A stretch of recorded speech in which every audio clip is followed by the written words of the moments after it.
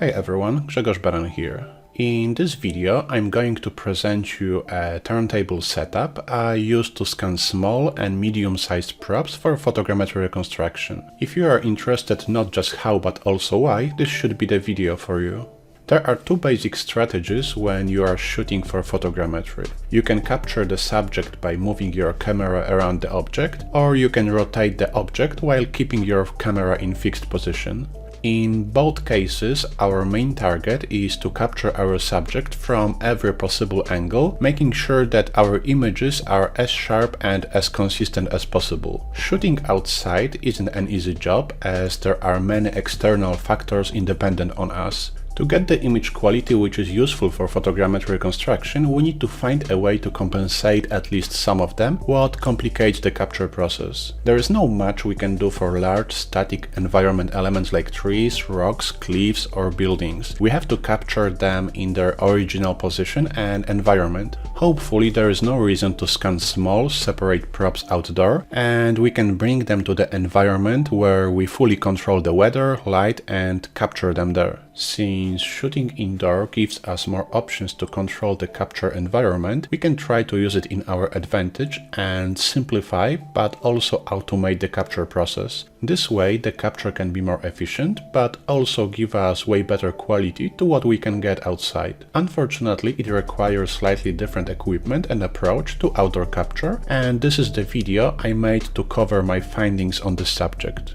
So what do we need? First we need a subject of our scan and the camera. Since our main goal is to hold the camera in place while moving the subject, we need to mount our camera somehow in locked position and create a stable and steady platform which can hold the subject and rotate it in 360 degrees. I have found that it's good to have both the subject and the camera mounted on certain height. This way we can get better access to the subject in cases when we need to change the camera's angle for better framing, but also get a better visual separation to the background. Photogrammetry software expects the camera to move around the subject. It means that we need to cheat the software somehow, so it believes we still move the camera around. And there are a few key factors we need to solve. The first one is the background. Any visible background elements are an obvious information that we don't move the camera around our subject, but the subject itself. Since we need to trick the photogrammetry software that it's otherwise, we need to remove all the background details from the equation. We usually do that by creating a black and white mask for each captured image, which tells the app what area should be ignored during the photogrammetry reconstruction process and which we want to keep. Manual masking process can take ages, especially when we have hundreds of images to deal with. Fortunately, almost each photogrammetry software offers some tools to automate the masking process. Having a static and solid background without any details and color, which contrasts with the subject, can make automated masking process really quick and easy. In theory, it should be something neutral in grayscale, which lacks surface details, but basically to make our life easier, the background color should be just black. Anything bright might cause glares and reflections on any shiny and reflective surfaces we might want to capture, especially if we plan to use cross-polarization technique to remove glares and illuminate the prop from the camera direction. It means that the best and the most efficient background color for the prop capture is black, as black color absorbs most of the light and therefore lacks of any details photogrammetry software might struggle with. The black color also doesn't colorize props by bounced light, which is very useful when we want the color to be accurate. Of course, photogrammetry software offers an automated option to remove static background points from the equation, but I have found that results are way better if we mask the background out totally. The second thing we need to deal with to trick the software that the camera doesn't move are shadows. It's obvious that if we rotate any prop in any standard lighting, the shadows won't follow it. Subtle shadows can be usually mitigated by the photogrammetry software, but strong, direct shadows can cause misinterpretation issues, as the photogrammetry software might interpret them as integral part of the surface structure and won't find the match between images. The solution for this is to reduce the indoor lighting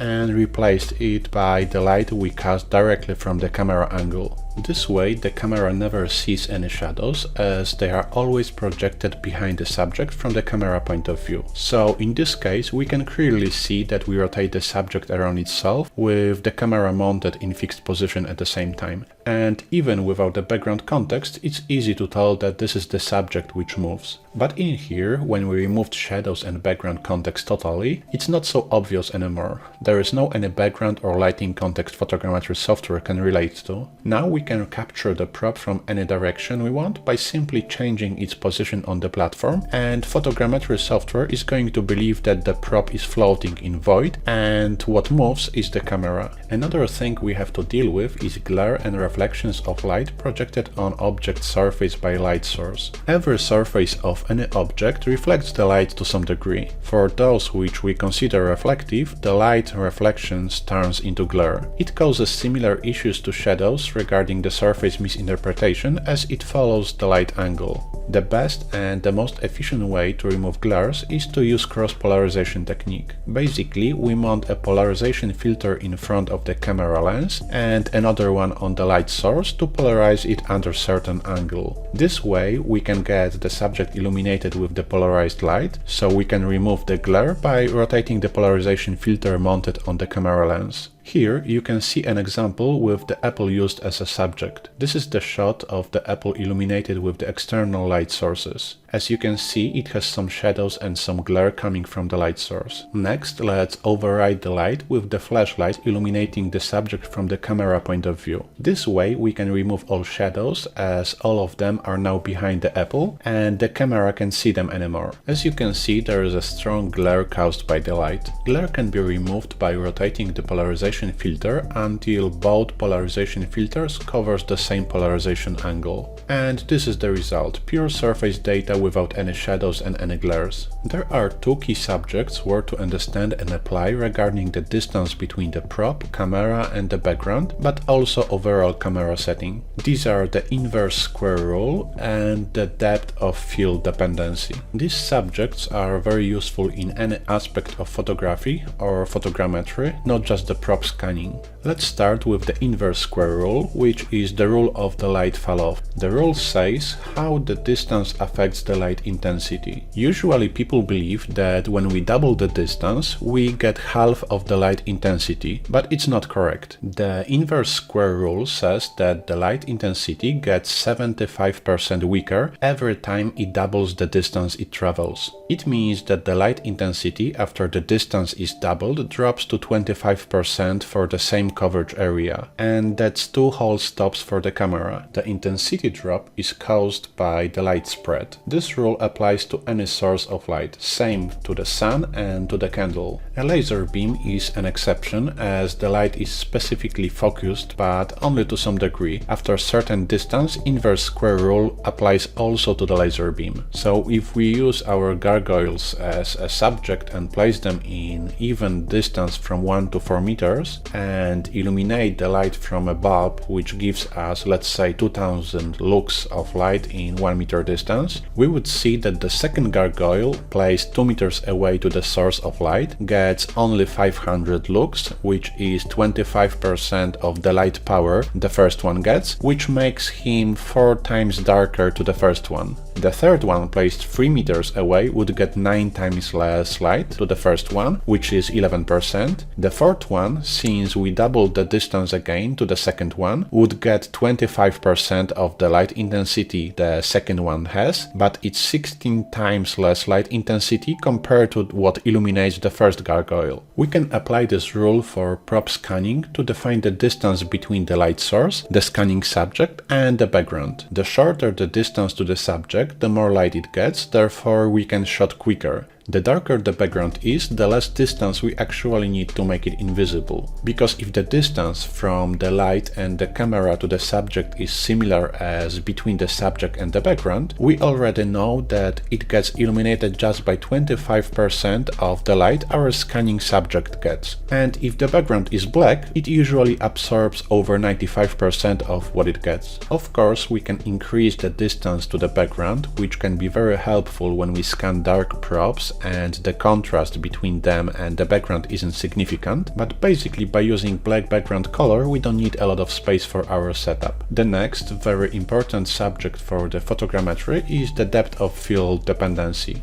The depth of field is a distance between closest and farthest object that appears acceptably sharp in the image. It is the range within which everything we capture appears sharp for the camera. Since for the photogrammetry we don't capture beauty images but pure data, sharpness of this data is a key factor affecting the final reconstruction quality. Our goal is to set up the camera the way the scanning subject is fully in camera focus. The sharper the subject is on captured images, the better further reconstruction quality. The distance between the camera and the first element that is considered to be acceptably sharp is called depth of field near limit. Similarly, the distance between the camera and the furthest element that is considered to be acceptably sharp is called depth of field far limit. The focus point used to focus the camera is called a focal plane. The limits of depth of fields are not hard boundaries between sharp and unsharp, since the focus is produced gradually. There are three key factors which affects the depth of field: the aperture, focus distance, and the focal length. Let's start with the aperture. The aperture is a hole inside the lens which blocks light access. We can control how wide this hole is by changing the f-stop setting. The wider and more open the aperture, the more light gets to the camera sensor, but the shallower and more evenly relatively to the focal plane the depth of field will be. With the smaller aperture we get less light hitting the camera sensor, but in result we get deeper, proportionally shallower in front to the focal plane and deeper behind the focal plane depth of field.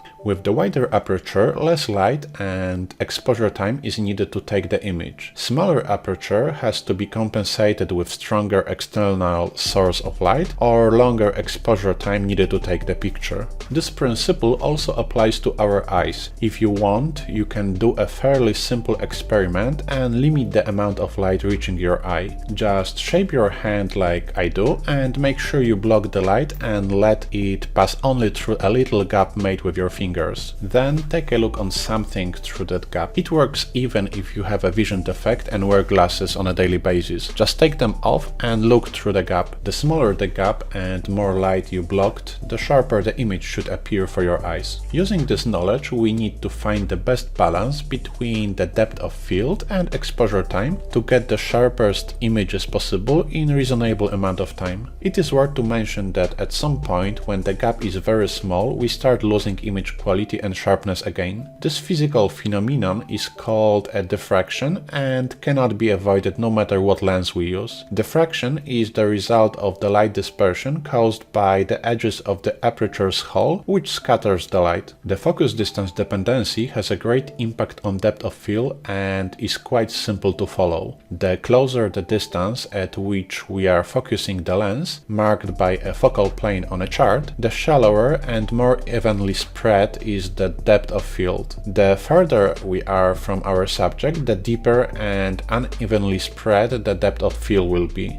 The focal length, usually represented in millimeters, is the basic description of photographic lenses. The longer the focal length, the narrower the angle of view and the higher magnification. With the longer focal length, we can get more orthogonal view and more accurate coverage of the subject for photogrammetry. The shorter the focal length, the wider the angle of view and the lower the magnification. Therefore, when shooting from a close range, we get less subject coverage as well as bigger perspective distortion. The larger the focal length, the shallower and more evenly spread from the focal plane is the depth of field. So when we shoot the subject from the same distance without changing any camera settings except the focal length, with the longer one we will get proportionally shallower depth of field, which will be more evenly spread around the focal plane. With the shorter focal length, the depth of field gets deeper and the distance between the focal plane and both near and far depth of field limits get proportionally uneven. Of course, in practice we need to compensate the change of focal length by changing the distance to the subject subject, the way we can get the most of it from each image, but also to make sure when the subject rotates, it doesn't get out of the frame. But only by knowing depth of field dependencies, our choice can be fully conscious and give us the best results we can get. There's one more depth of field dependency I would like to mention, but it's more a word to know fun fact than a rule to apply, since the impact it has is really very subtle. Therefore, the depth of field also depends on the camera sensor size. Full frame camera has slightly shallower depth of field than APS-C cameras at the same effective focal length and aperture. Okay, so since we have the theory covered, we can move to the actual scanning setup I built for 3D prop scanning.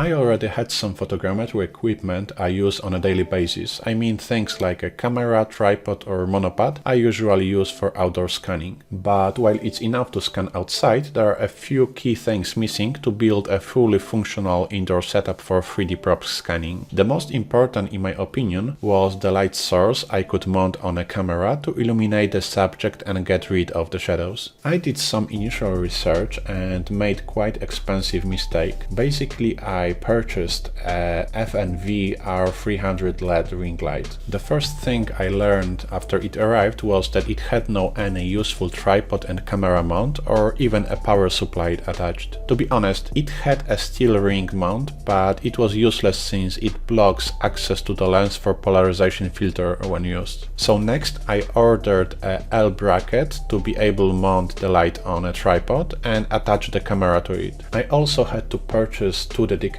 batteries and a quick lock plate to be able to mount and demount the setup from a tripod in a quick and safe way. A good thing about this R300 is that it has an option to be powered also from AC if needed, and overall gives very strong and stable light when works. Fortunately, I didn't purchase any AC adapter. This LED light gives 2200 lux in 1 meter range, which isn't bad. Also, the power of light can be controlled gradually if someone wants to use it for video blogging or something. To be able to cross-polarize the light for 3D scanning, I had to mount a polarization filter in front of this light. I ordered one on eBay from Germany. Since the radius of the light was bigger than any polarization sheet offered, I contacted the seller and hopefully he was fine to sell me a slightly wider polarization sheet to what was offered. To cut the shape matching the light, I ordered a simple plastic circle cutter for paper. When both arrived, I cut the shape and mounted it to the LED light with the transparent tape. When do that, be careful as the tape changes the light angle when passing through the tape and gets polarized under a slightly different one. In result, it might appear as a glare as we cannot cut light polarized under two different angles at the same time using just single polarization filter. Anyway, at this point I was ready to start with the actual 3D prop scanning. Initially I scanned on the ground using black found mousepad and long focal length to frame the prop on it, trying to get a black solid background behind. I used to trigger the shutter with the cable remote every time after I rotated the prop manually, but as you can see it's not the most efficient and well organized way to go. Also, due to lack of actual distance to the background, there were no background separation, and in result I didn't get any decent results with this approach. As an improvement, I moved everything up to a higher level. Initially, as a platform for prop holding, I used the monopod with a triple leg with the flipped down Wacom pen holder placed on the top. This time, as a background, I used a standard light reflector leaning against the wall, facing with its black side to the camera.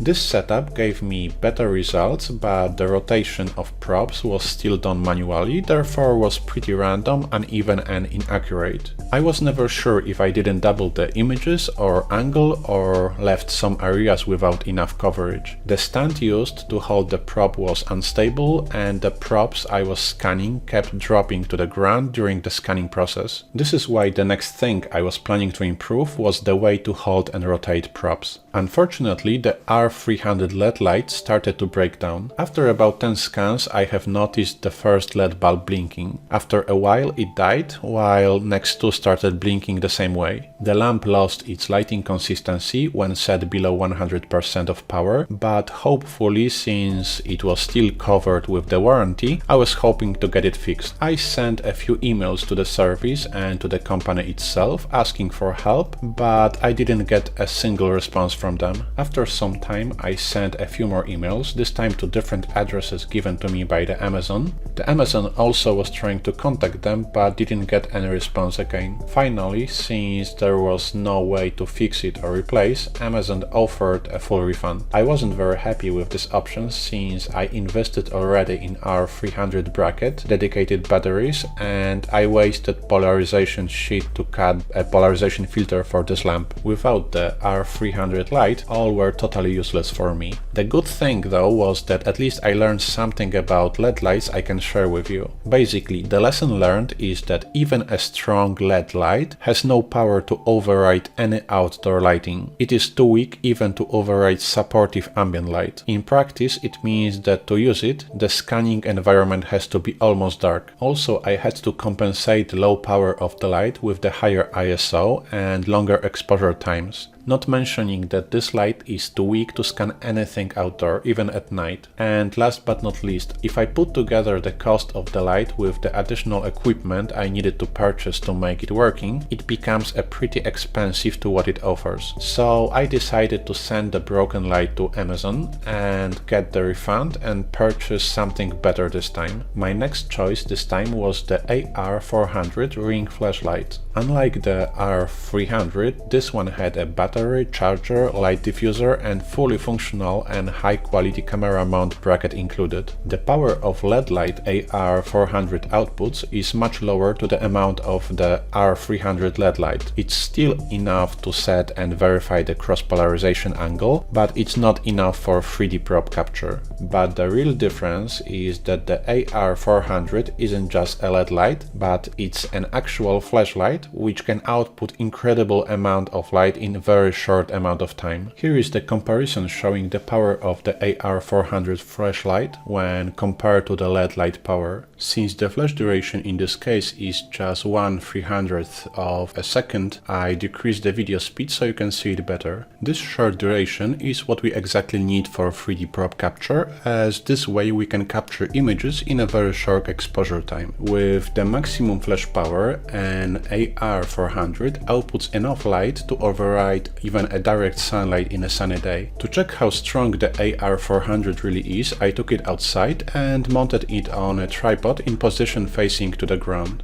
I also mounted two polarization filters, one on the AR400 ring flashlight and one on a camera lens, as this is the usual cross-polarization setup. I took an image without the flash to get an environmental lighting reference to compare. Next, with both filters mounted, I set the flash to 100% of its power and took another image. As you can see, it's pretty strong, but doesn't override the direct sun from this distance. Next, I removed a ring polarization filter mounted on a flashlight and took another image and another one, but this time without any polarization filters mounted. As you can see, polarization filters affect the power of light a lot. Of course, many depends on the filter quality, but roughly each takes the light about 2 f-stops down. But as you can see on these images, even with both polarization filters mounted, but the flash set to 100% of its power, I was able to fully override the sunlight and remove all direct shadows it cast. The problem with flashlights is that each has a limit of continuous images it can take in short bursts. The higher the output power, the less continuous shots we can take. This limit also applies to AR400, which at 100% of its power can be triggered just 40 times, after which the flashlight needs at least 10 minutes break to cool down. Since to capture any prop from each side in decent quality, we need to take at least 150 images. It means that the only flash power level which makes sense for us is quarter of its power. This is the image taken with both polarization filters mounted, but with just quarter of the power. It is definitely not enough to fully override the direct sunlight, but since we know an inverse square rule already, we know that we can increase the power of the light 3 times just by decreasing the distance to the subject by by half. Of course, since we don't plan to scan any 3D props outdoor, it shouldn't be an issue at all. With the LED light ring, even as strong like R300, I still had to scan in very dark indoor environment. The AR400, even on its quarter power setting, allows us to scan indoor in a bright day. To be able to mount the AR400 flashlight on a tripod, as well as the camera on a flashlight, I used two Manfrotto quick lock plates. I have been using them for years and find them a very reliable and handy mounting system. They really can make life easier and are strong enough to hold such heavy gear stable under most angles if needed. What I loved about these plates is that when used, it takes just seconds to mount or unmount the light and the camera from a tripod. Cross-polarization for 3D prop scanning is a must. In reality, almost every surface is reflective to some degree, and cross-polarization helps to deal with most of them. It also helps with the background separation, as it removes highlights from the background or the prop holder. To reduce costs after my failure with the R300, I decided to reuse the polarization ring I cut already and mount it on AR400. The AR400 has slightly smaller diameter to R300, but it's not flat as R300 was.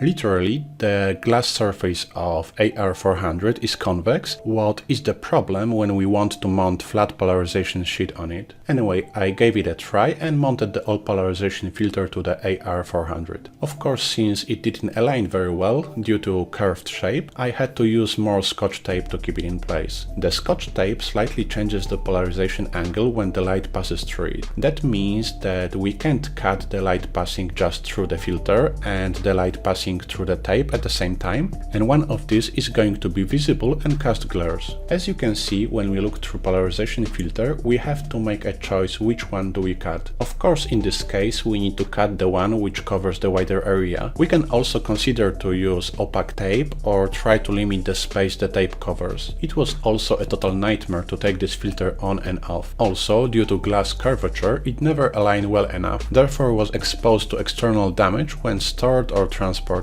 Following friends' advice, I decided to make my life easier and purchase a professional polarization filter from the ScanSpace. Since it's from New Zealand, it took a while for it to arrive, but I can tell that it was a great decision. The filter has magnetic mount, which makes mounting, demounting or changing polarization angle very easy. Also, since it was designed to counterfeit the convex shape, the polarization sheet is flat, what gives very even polarization coverage. The handle marks the orientation of vertical polarization angle, which makes alignment with the lens-mounted polarization filter very easy, especially if it has a marking on it. We just need to align the marker with the handle to get maximum cross-polarization power. Unfortunately, mine has a 5-degree defect, but as long as I know it, I just need to rotate it slightly. It's also worth to mention that the polarization filter from the ScanSpace reduces the light only by 1.4 f-stops, which is a very good and impressive score. Anyway, with the flashlight and the polarization filter covered, I still had to find a better solution for the actual prop holder, as without it, I wasn't able to scan efficient and reliable enough. The initial ideas I tested didn't work very well. To improve them, I decided to utilize the screw on the top of the monopod and use it as the rotation center for simple turntable platform. To keep it cheap, I used a jar lid, which I filled in with the styrofoam. Since the styrofoam was too soft to keep platform locked around the screw, to strengthen and stabilize the rotation, I used a steel nut. As the original lid color wasn't very scanning friendly, I purchased a black spray to paint it. Unfortunately, the paint didn't work very well when combined with the styrofoam and melted it. In result, the platform lost intended stability and didn't work. But since I liked the idea with lids, I decided to push it forward. To build next version, I grabbed two jar lids. I made a hole with a screwdriver in the bottom of the first one and painted it with the black paint. What I have learned so far is that it's very important to shake the paint can very well to get better paint consistency. The consistency of the paint can be also improved when we keep the paint can in a warm water for a while. I have also learned that paint coating is much better when we spray the surface from a larger distance. Next, I painted the second lid. It definitely wasn't the best painting,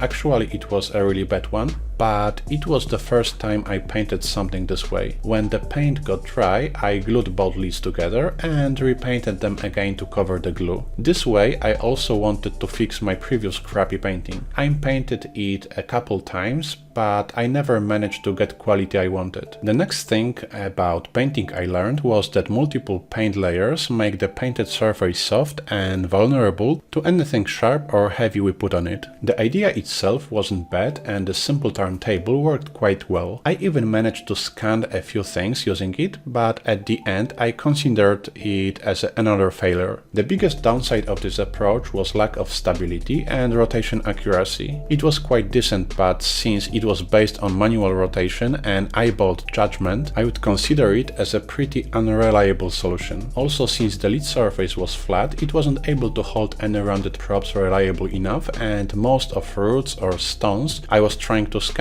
sooner or later fell to the ground during the scanning process. I did a bit more research and considered a few different turntable solutions, but finally I decided to purchase SERP Genie Mini 2 and SERP turntable. A Genie Mini 2 came in a nice cartoony box. It is a wireless device which rotates around its core in a very controlled, steady and accurate way. All rotation parameters can be fully controlled through a SERP app. To run the app we need a phone or tablet which can communicate through a Bluetooth. In the turntable mode, the app allows us to rotate the device manually or to automate the rotation by allowing us to pick the amount of pictures we want to capture in the full 360 turn and the delay between each. After we hit the run button, we can go to get a coffee and come back when the full 360-degree capture is over. This device can be used for time-lapses, real-time motion video, multi-rows panoramas, astro time-lapses and turntables. When fully charged, the battery lasts for about 5 hours. The device can be mounted on a standard tripod or monopod screw. It comes with manual, cleaning cloth and some USB to USB-C cables for PC connection. To get the most from the device, it needs some additional accessories, in my case a SERP turntable. The SERP turntable arrived in similar cartoony case. It contained two cartoony detailless rings which can be placed on the turntable if we don't want to see turntable's markings, a steel turntable plate covered with markings, with the tripod mounting platform attached to its bottom side. To assemble it, the SERP Genie Mini 2 device has to be mounted between these two parts. The box also contained a cable to connect the device to the camera's remote input port to remotely release the camera's shutter. Unfortunately, the cable had no plug that could be plugged into the camera. My guess was that it's because each camera type might get a different socket type, but it wasn't something I would expect anyway. To make it working, I had to order another cable and wait until it arrives. I took some time searching for the correct one, but finally, to avoid any additional surprises, I decided to order an original C1 SERP Shutterlink cable from the original SERP store, which was designed for Canon's cameras. This way, I was sure that cables are going to match and finally the entire setup is going to work. As I mentioned, one end goes to the long SERP cable, the other one goes to the camera remote shutter release input. To get the clean background separation, I was planning to use the black paper circle. Unfortunately, the one which came with SERP was too reflective for photogrammetry and therefore too visible during the capture. So I decided to order a set of black made carton sheets and cut the circle using the circle cutter I already purchased. I cut a few of them, but I found them still too reflective, and since the surface was flat, there was still nothing really to hold round props steady in place. Since I knew that even made carton is not going to work, I decided to introduce a surface which is rough and less reflective, and I purchased 2 by 2 meters large piece of black polyester fabric. Using black made carton sheets, I shaped the base platform in the center by creating a kind of concave limiter, which I was hoping is going to limit any props movement during the turntable rotation. Next, I cut a piece of black fabric and wrapped the cartoony platform from the top.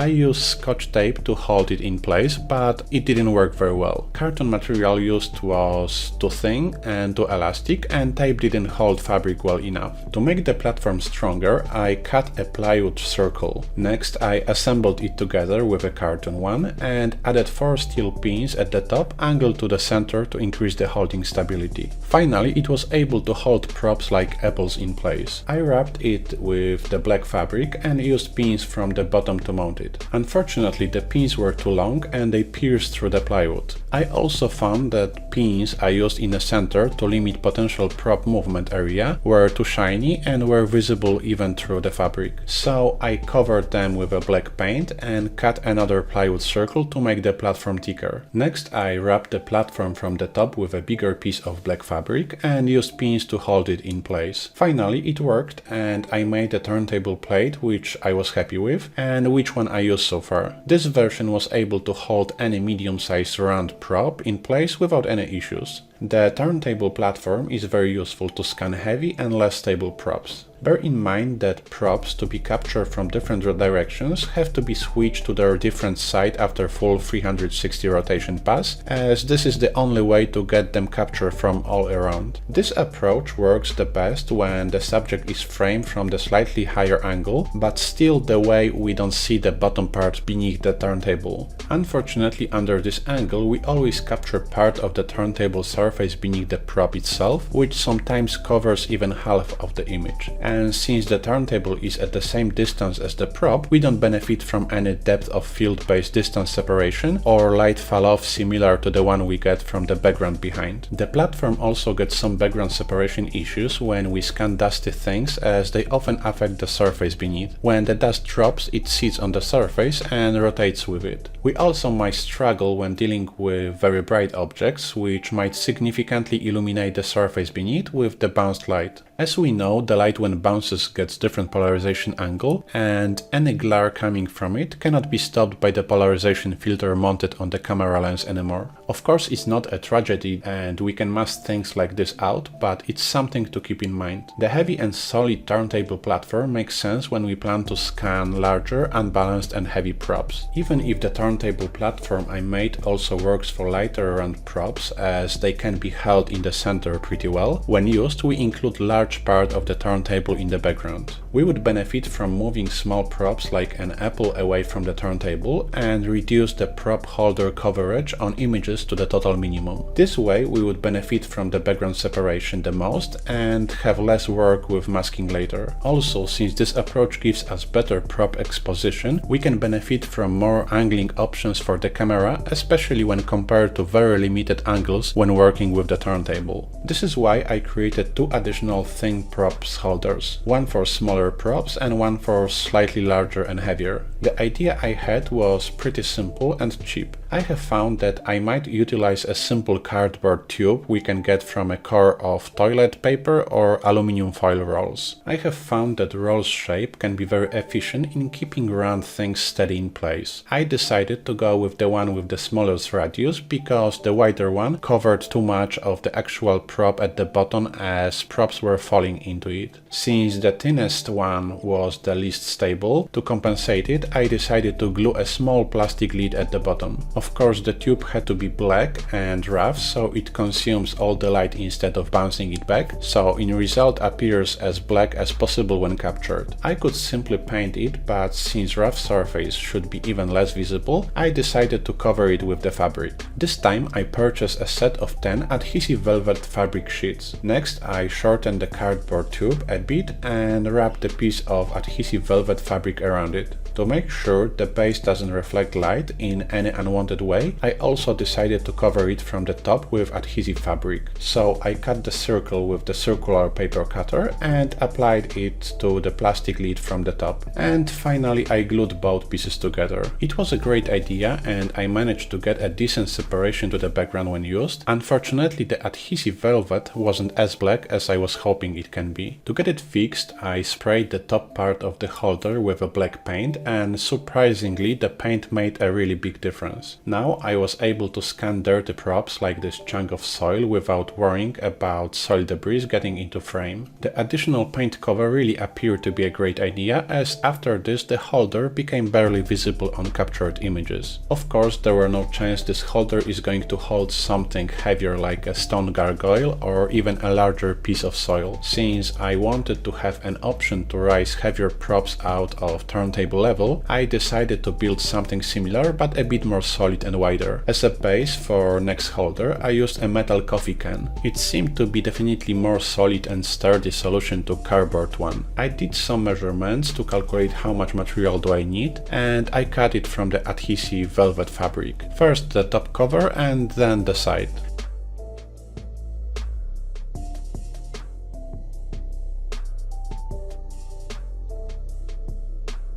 And here it is. This one was steady enough even to hold a heavy stone gargoyle. Since I already knew it makes the difference, similar to the previous holder, I sprayed this one with the black paint. I'm still considering to experiment a bit more with paint covers and purchase even a darker black paint to make holders totally invisible during the scanning. But what I managed to get so far seems to work well enough, and there are other expenses I need to prioritize first. The best and the most efficient way to scan slender objects is to scan them in vertical position. Due to depth of field limitations, this is most efficient and often the only way to keep entire subject in focus. It means that we should never scan slender props this way, as we would need to sacrifice a lot trying to increase the depth of field to get the full prop in focus. To cover slender prop from the top or from the bottom, we should rather move the camera up or down to capture it under different angle and focus just on this part doing full 360 pass around. There is really no way we can get any slender prop into full focus under this angle, especially when it rotates. It means that our prop has to be held steady in vertical position somehow, and this is where the next prop holder comes in handy, the gripper. I didn't even risk trying to build the gripper from a cardboard, and I simply ordered one on the Amazon. Its main purpose is to hold props as steady as possible for macro photography. It was designed to hold plants, leaves, branches without damaging them, but also even small flashlights or light reflectors. It's not strong enough to hold heavy things like a stone gargoyle, but works great for large flowers or even light toys. It has a very strong mount grip at the one side, which can be mounted to the turntable, and fully adjustable but strong and very stable body, which is almost invisible when cross-polarized during the capture. I believe that for more complex props it can be combined with another gripper, and I can imagine that 3 of them used at the same time might hold the heavy stone gargoyle I have in fixed position. This gripper has a bright yellow part at the bottom grip, which for obvious reasons always has to stay out of the camera frame.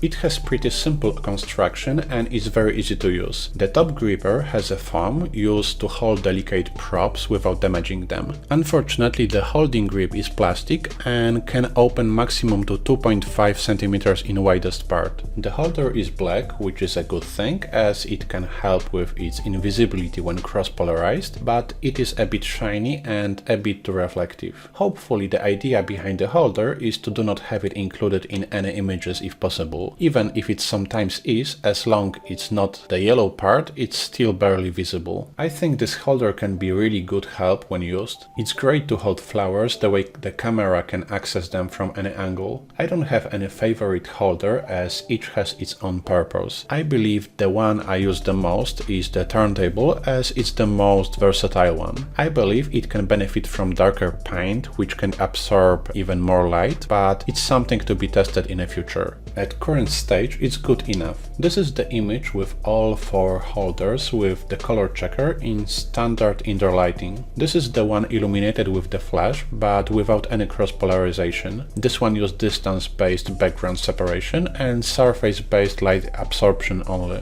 And this is the image captured with the flash with full cross-polarization. This is the setting usually used for prop scanning. As you can see, only the gripper reflects some light, but most of it are light bounces from the color checker. But as I mentioned, the gripper is the only one in here which shouldn't be included in most frames, as its main function is to expose the prop the way it doesn't have to. The next and very important thing in this setup is the background. Initially, I used to use a standard light reflector facing to the camera with its black side. Unfortunately, its surface was a bit too reflective and too wrinkled when used. Since I already purchased a 2x2 meters wide piece of polyester fabric, I used to cover the light reflector with it. It wasn't anything fancy, but it worked pretty well. The black polyester fabric was a really good light absorber. Unfortunately, the reflector itself wasn't the best and the most adjustable platform I could use and needed to be replaced with something better. Since it wasn't square, no matter what I did, polyester fabric always got some folds and stretches. The final reason I decided that I need a replacement was lack of its stability. Every time when unfolded, it needed to lean against something very stable, otherwise it used to fall to the ground. I ordered a T-shaped portable background backdrop stand as a replacement. It's not the best and heavy-duty stand type, but it's pretty easy and quick to mount or dismount. It's reliable enough and it's definitely much better to the previous solution. A good thing about this one is that it doesn't need to be assembled into letter T, which would be way too big to what I need. It can also do the job with a single arm. It holds the fabric very well and I use it now all the time. When I was using the R300 ring LED light, I just had to simply turn the LED light on and start taking images. The camera was connected through the remote shutter release port to the Genie Mini 2 turntable with the cable, and after each revolution the turntable was sending a signal to the camera to release the shutter and camera was taking a picture. After I replaced the R300 ring LED light with the AR400 ring flash, I realized that now I need to retrigger the flashlight somehow every time the camera takes a picture. Unfortunately, the camera I use does not have any socket that I can use to connect the AR400 ring flash with the cable. Also, the AR400 doesn't have any built-in wireless receiver. The solution I had to find was to find a transmitter I could mount on a camera hot shoe and a receiver I can plug into the AR400 ring flashlight. I have found a few compatible with both the AR400 and my camera, but I had no clue which one should I get. Since I didn't know much about flashlights, I made a mistake by ordering a Godox FT16 wireless flash trigger with the small USB receiver. The FT16 is very simple and doesn't have many options. The transmitter needs to be powered by two AA batteries, which were not included in the package. Both the transmitter and receiver works in 433 MHz frequency. It means they are not compatible with other transmitters or receivers working in different frequencies. Each receiver we want to use needs to be set to exactly same group and same channel as the trigger. We do that by setting the group with the knob and channel number with switches. We have a choice of 16 flash groups and 16 channels. In this case, we can set any combination we really want to, as long as it's being set exactly the same way for the receiver and for the trigger. But in case of use a bit more sophisticated transmitters with full digital screen, we need to know what exact number certain combination of switches represents. To make this setup working, we need to plug the receiver to the AR400 USB port, and if we turn the ring flashlight on, we can control it remotely through the wireless transmitter. Of course, since we want the camera to control the flash, we need to mount the transmitter on camera's hot shoe. Now when we press the shutter release button, we trigger the flash at the same time. Now with the plus and minus buttons on a transmitter, we can control the power of the flash. It is worth to mention that AR400 offers 22 steps of precise power control, with the flash duration ranging from 1/300th of the second for the highest power setting to 1/10,000th seconds for the lowest one. 1/1 means 100% of power, 1/2 means 50% of power, 1/4 25%, and it goes down to 1/128, which gives 0.7% of the maximum output power. Since I mentioned already that there is a dependency between power of the flash and the amount of consecutive flashes before heat protection stops the flash, the maximum power setting we should use then is quarter, which is 25% of its full power. It gives us 200 consecutive flashes in a single series. In this setting, the flash flashes the light in shorter time than 1/300th seconds, which in theory should let us set the shutter around this value. The quickest shutter speed my camera can handle is 1/8000th seconds, and of course we don't need anything around this value for static object, but I have found that very short shots appears black. I made some additional tests and I quickly realized that something is wrong when I set the shutter speed quicker than 1/300th. This is the shot with the shutter speed set set to 1/250th of a second, but this is with 1/350th seconds, this is with 1/500th seconds, and for 1/1000th second the image appears totally black. I did some research and I have found that this is the sensor's curtain which appears on images when the shutter speed is faster to the sync speed used to trigger the flash. In plain words, the FT16 trigger I purchased doesn't support high-speed synchronization and can't trigger the flash quick enough. The only solution for this is to shoot with the longer exposure or get a better flash trigger which offers HSS. I had no other choice than order another trigger, this time the one which supports high-speed synchronization. A new trigger I purchased was Godox XT32C. Unlike the previous one, this one uses 2.4 GHz frequency. It means it's not compatible with the previous receiver, which is fine as the package I ordered included one 2.4 GHz receiver. Except the frequency they support, both receivers look exactly the same, have exactly the same knob for group setting and switches for channel and USB jingle on their backside. The significant difference is between transmitters. Of course, FT16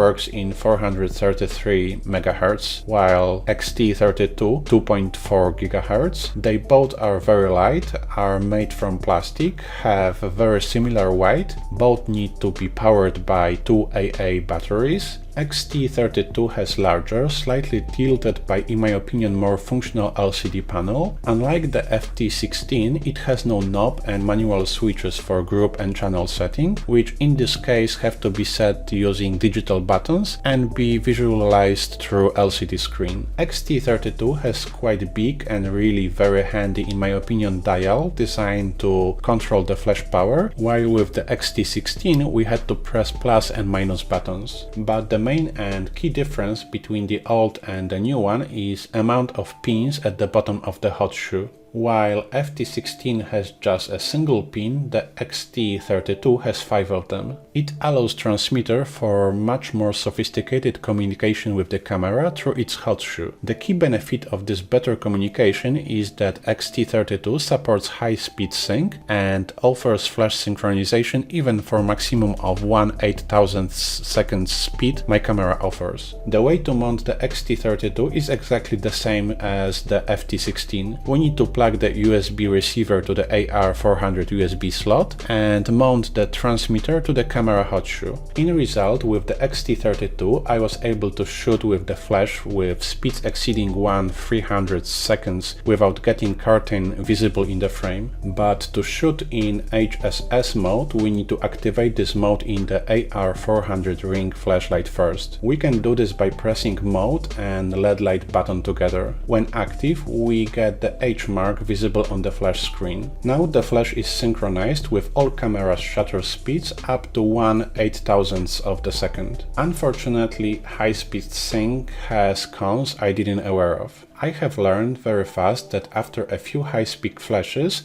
the flash activates the overheating protection function and the recycle time between next flashes becomes 10 seconds longer. In practice, it looks like if we set the turntable to trigger the flash every 5 seconds, after a series of flashes, we get the flash being triggered every second image. Of course, the overheating protection depends on the flash power, but in practice in this mode, we can't take images very often. So if we plan to use HSS mode to support faster shutter speed, we should set the turntable to take the images at least every 10 seconds. In practice, when dealing with standard props, I usually turn the high-speed sync mode off, set the flash to quarter of its power, and set my camera's shutter speed to 1/250th of the second. Set a delay for the turntable between shots to something between 2 to 4 seconds, and proceed with the capture, and it works fine for me. To summarize, this is the full photogrammetry setup for 3D prop capture I use. T-shaped portable backdrop stand, 2x2 meters polyester piece of fabric, a Siri monopod with triple leg, SERP Genie Mini 2 rotation device with cables, set of handlers covered with fabric, a microphotographic gripper, strong ball head to hold ring flash and the camera, mobile device to control Genie Mini 2 rotation, aluminium tripod, AR400 ring flashlight with ring flash polarizer, lens polarizer, wireless flash transmitter and receiver, a camera with zoom lens, and the X-rayed color checker. This is an optional setup which used to work fine for most generic props I scanned. It doesn't mean it's final one, as I learn something new every time I scan something. Of course, I would use a macro lens for very small objects and consider surface coating and markers for shiny surfaces, but the base and rules stays the same. I know there is a field for improvements. Holders would benefit if I use a 3D printer to print them. Also, light absorption would be better if I use even better background material or darker paint to paint holders, but this is definitely a very solid starter pack. It doesn't take much time and space to set up this equipment. I usually start with the backdrop stand and attach the back fabric to it. Next, I set the monopod and assemble the SIRP Genie Mini and SIRP turntable together. The Genie Mini device needs to be mounted between the turntable plate and the bottom platform.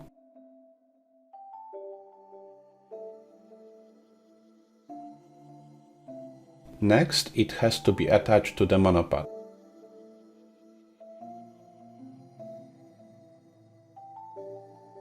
Of course, the choice of holders depends on the type of prop I'm going to scan. We just need to make sure that each prop we scan is positioned in the turntable's rotation center, so it's easier to frame and keep it in focal range when rotating. The next thing is the camera mount. First, I need to set the tripod, attach the ball head, and mount the AR400 ring flashlight to it. With the use of quick lock plates, it's very quick and easy. Next, I mount the magnetic polarizer on a flashlight if it wasn't already mounted. Magnets makes it really easy. I keep the handle up as the handle marks the maximum polarization angle when aligned with the marker from the polarization filter on lens. Next, I attach the polarization filter to the camera lens if it wasn't already attached. And I attach the camera to the ring flashlight. Next, I mount the wireless flash transmitter to the camera's hot shoe. Of course, the transmitter needs to be set to the same group and channel as the receiver, otherwise they won't communicate with each other. Next, I mount the receiver to the AR400 ring flashlight. The next thing left before the setup is fully assembled is to connect the turntable to the camera with the cable. First, I connect the original Genie Mini 2 turntable cable to the 1C Canon one, so it can fit to the camera I use. When done, I plugged one end of the cable to the Genie Mini 2 camera port and the other end to the remote trigger port of the camera, and that's it. This is the full scanning setup. Now let's turn everything on. First, let's turn the Genie Mini 2 on and connect it with the SIRP app. In this setup, this is the turntable which drives the entire scanning. When connected, the app gives us a set of control options for the device. For the turntable, I picked the one surprisingly called a turntable. This one allows us to remotely rotate the turntable platform in a direction we push the wheel on a screen. But what is more important, in this mode we can set the amount of photos we want to capture during full 360-degree revolution and the delay between each. When done, we hit the rec button and the Genie 2 starts the capture process. For 36 images, it basically rotates the table 10 degrees, stops and sends the signal to the camera through the cable to take the picture and waits the amount of time we set as delay to turn the turntable another 10 degrees. The camera activates the flash using hot shoe transmitter and takes the photo. The process repeats until full 360 range is covered. When done, I manually change the prop's angle to have it scanned from every side, and I restart the full 360 capture pass through the app. This is the result of this approach and image coverage. The entire potato capture with this setup took me about 5 minutes, and basically all I did was to rotate the potato on side and hit the rec button 4 times. But since we didn't finish, let's come back to the actual setup. With the turntable active, we still have to set up the camera and the flashlight. First, let's get the camera to the better position so we can frame the prop properly. Next, let's turn the camera on and frame the subject. Set the focal point on a gargoyle we are happy with. I highly recommend to switch the camera to full manual mode with the autofocus and image stabilization turned off. Turn the transmitter and the ring flash on. Set the flash output power we need. I would suggest to start from 1/4, which is quarter. Of course, we need to rotate the polarization filter mounted on our lens to make sure it's aligned with the flash polarizer and cuts all glares from the subject. Next, let's set the shutter speed. The shutter speed we set should be at least as fast that the image captured without the flash appears black. This way we are sure we don't capture any surrounding light, as the flashlight should be the only light source we have. Depending on how bright is the environment we are shooting in, the shutter speed might differ, but I would say that around 1/200th of a second should be fine. Aperture, ISO, and take a few test images to make sure our subject is in focus, but also to make sure the images aren't under or overexposed. I made a set of small simple paper checkers which I found very helpful when testing the depth of field. Bear in mind that we can always move the camera and change the distance to the prop, as well as adjust the focal length until we are happy with the result. And I believe that's it. This is my equipment I use for 3D prop scanning. Scanned props can be very useful in many areas of 3D. They can be used as a reference or 3D objects for realistic visualizations, but they can be also used to enhance, change, or even generate from scratch fully functional PBR materials. They can be scattered and composed as 3D objects in 3D app by hand, or scattered using physical simulation systems, but scans can be scattered even procedurally using Atlas texture sets, which can be generated very easily from 3D data. This way we can easily cover scanned grass material with apples, so it can be used next to the apple tree, but we can also scatter the soil lamps to generate totally brand new soil material from scratch. But I guess this is a topic for another video. I really hope you found this video useful. If you like it and want me to create and share even more content like this one, please hit the thumbs up, drop a comment and subscribe to my channel. Big thanks to all of you who did it already. Thanks for watching and hopefully see you next time. Bye!